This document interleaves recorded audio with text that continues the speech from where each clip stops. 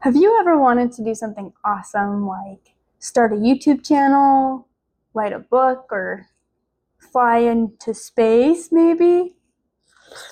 Well, same, because today I'm starting a YouTube channel, and so you get to witness me facing my fears and limiting beliefs head on. Let's get into it. I have two different kinds of, or themes, patterns, when it comes to my limiting beliefs surrounding starting a YouTube channel. And the first one is kind of just, is this the right thing for me to do? Would my time be better off spent doing something else? You know, AI is taking over anyway, so why am I even here trying, right? And then also, I just have this really bad habit of starting a project and then never finishing it, or I kind of forget about it and it never really takes off anywhere. And I think a lot of that has to do with wanting to be perfect, wanting to really impress people. But the problem with that is if you're just starting out with something, like, you're not going to be perfect at it. And that's okay. And so I think it's really learning about how to do things anyways, even if it's not perfect.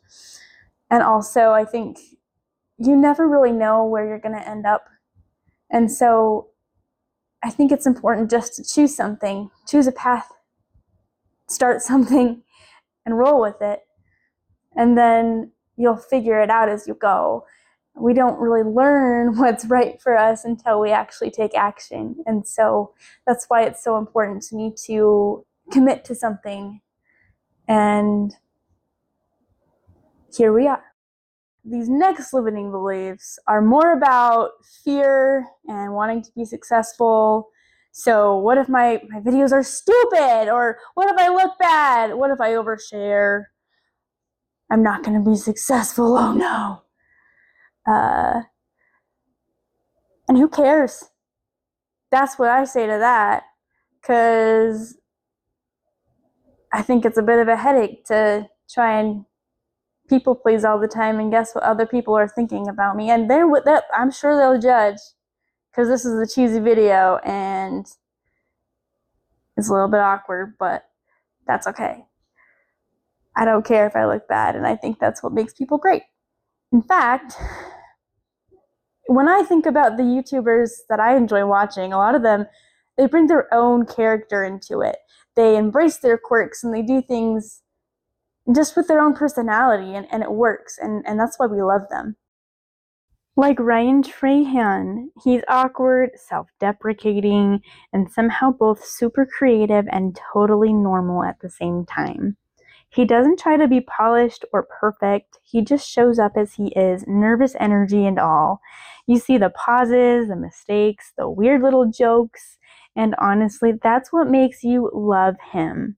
It feels like you're hanging out with a friend who's figuring it out as he goes. This day started. Morning routine. First I see if there's any toasted ravioli in the fridge. No luck. Next I go outside to remind myself that I just slept inside a grassy hill. Then I do the worm for a little bit. Then I brush my teeth, put on deodorant, put on cologne. Haley is gonna lose it when she smells me. Then I make coffee. Pretty cool. Drink it while gazing at the wheel of doom expectantly.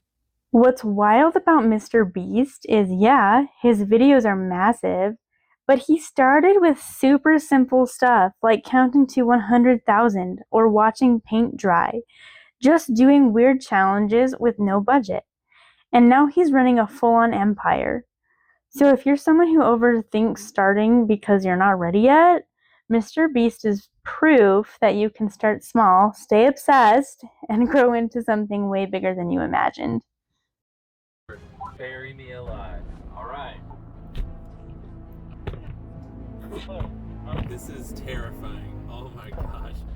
Okay. I can like feel the weight of the dirt on top of me. Hey, bud. Hi. This is the last time you're gonna see us on the outside world. Good.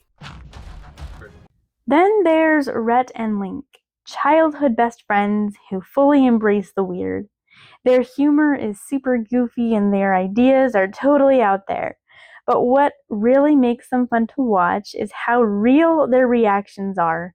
Whether they're eating something gross or doing something bizarre, you can tell that they're genuinely feeling it. They don't try to act cool, they just go all in, and that's what makes them so relatable and hilarious. And Almond Joy.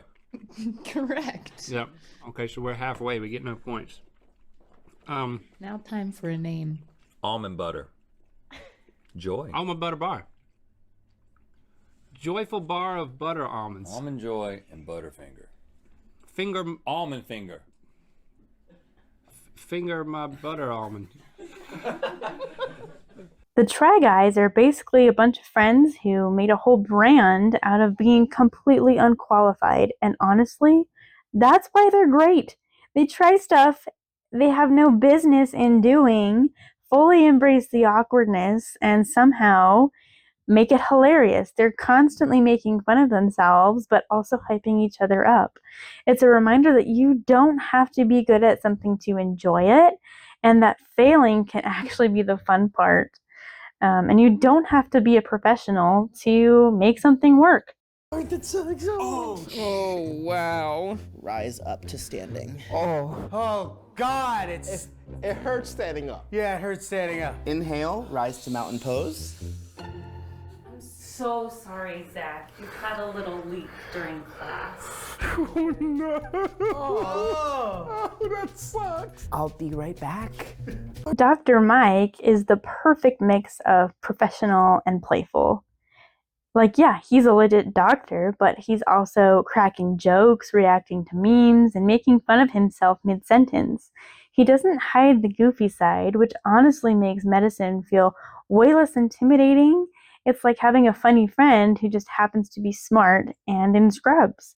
And cheaper alternative? Oh my God, yeah. Take a lemon, cut it in half, Okay. rub it under your arms. A half a lemon can last up to a week. Half a lemon would also irritate the shit out of your armpit because it's acidic and not very comfortable. When that patient comes into my office for an episode of contact dermatitis, I'll be sure to say that a functional urologist referred them. Matt and Abby are just plain fun to watch. They're married, slightly chaotic, and totally unafraid to embarrass themselves on the internet, which is kind of the charm.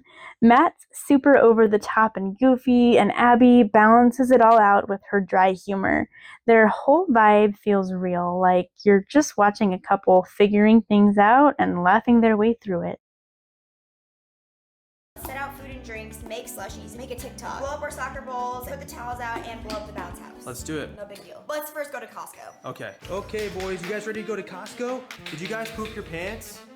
You pooped your pants? Next, I wanted to highlight How to Basic. How to Basic is pure, unapologetic chaos. And that's exactly why people watch. His videos start off looking like a normal tutorial, and then suddenly it's just eggs flying, food everywhere, and total destruction. It's so absurd and over the top that you can't help but laugh. The whole point is that it makes no sense, and that is what makes it brilliant. We don't have to be perfect. We can be crazy and ridiculous, and it can still work. Step 2. Cooking the cheeseburger. Place a large frying pan onto your stovetop over medium heat. Add a splash of oil and heat for 1 minute. Place down your cheeseburger patty. Cook for 60 seconds, then flip. Add butter. Add butter. Add butter. Add butter. Add butter. Add butter. Add butter. Add butter. Add butter. Add butter.